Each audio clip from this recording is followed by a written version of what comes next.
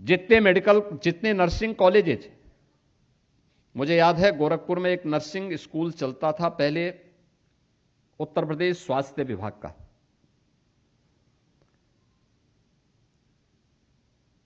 पूर्वी उत्तर प्रदेश में स्वास्थ्य की सुविधा और उसकी बदहाल स्थिति क्या थी। हजारों मौतें होती थी, कोई पूछता नहीं था।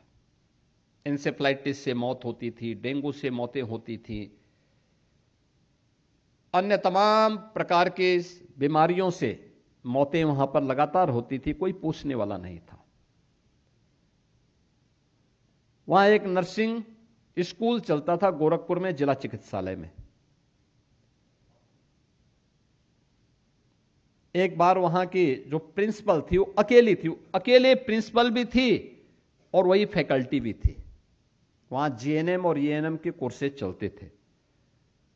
वो रिटायर हो रही थी तो वो मेरे पास आई, मैं सांसद था।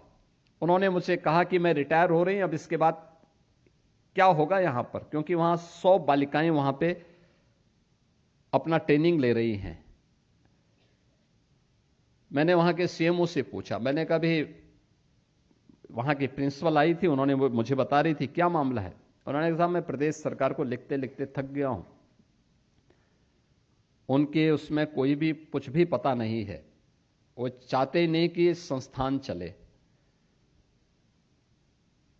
तो मैंने कहा भी इनको जब तक कोई नई नियुक्ति होती है, आखिर उन बेटियों के साथ में, उन प्रशिक्षुओं के साथ में कौन वहां देखेगा? या तो कोई सीनियर मोस्ट, उन्होंने कहा सीनियर मोस्ट नहीं, यही सीनियर मोस्ट भी है, यही जूनियर मोस्ट भी है, अकेली हैं ये, यही फैकल्टी है, यही यहां पे प्रिंसिपल भी है, सब कुछ इन्हीं के पास है, बाकी कोई नियुक्ति नहीं हुई।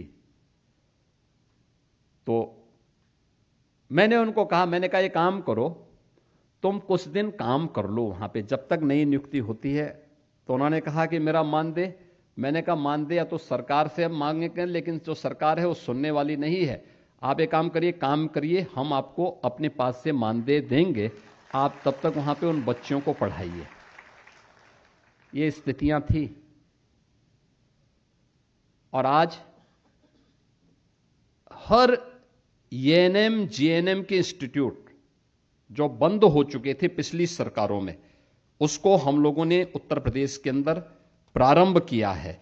और प्रारंभ करने के साथ ही आज मुझे बताते हुए प्रसन्नता है, मैं आपको, मेरे पास वे आंकड़े हैं, जो हम लोगों ने 35 ऐसे एएनएम प्रशिक्षण सेंटर थे जो बंद हो चुके थे, उनको फिर से चालू किया गया, प्रारंभ हुए हैं।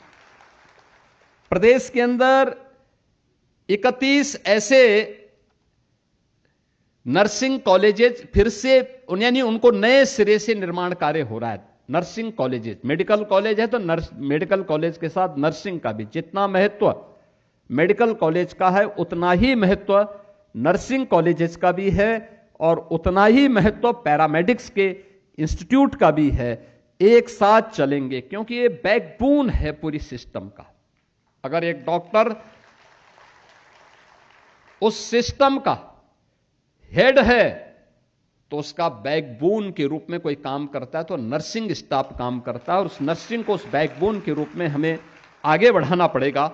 और वह कार्य प्रदेश के अंदर आज सामने आई है, और इसी का परिणाम है कि जब प्रदेश के अंदर ये डबल इंजन की सरकार आई तो उसने हेल्थ केयर को भी प्रायोरिटी के आधार पर आगे लिया। आज उसी का परिणाम में ट्रांसफॉर्मेशन के रूप में हम सबको हर एक फील्ड में देखने को मिल रहा है।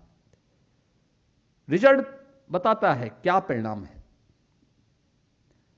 मातृ मृत्यु दर एमएमआर या शिशु मृत्यु दर आईएमआर में जो भारी अंतर देखने को मिला है, आज यूपी नेशनल एवरेज के समकक्ष खड़ा हो रहा है।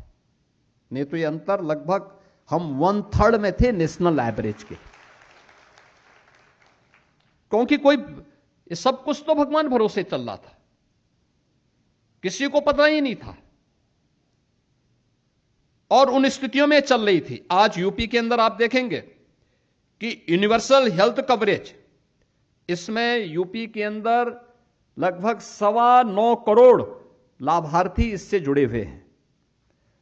आभा आईडी में, डिजिटल हेल्थ कार्ड में 14 करोड़ 28 लाख इसके आभा आई कार्ड यहां पे जारी किए गए हैं।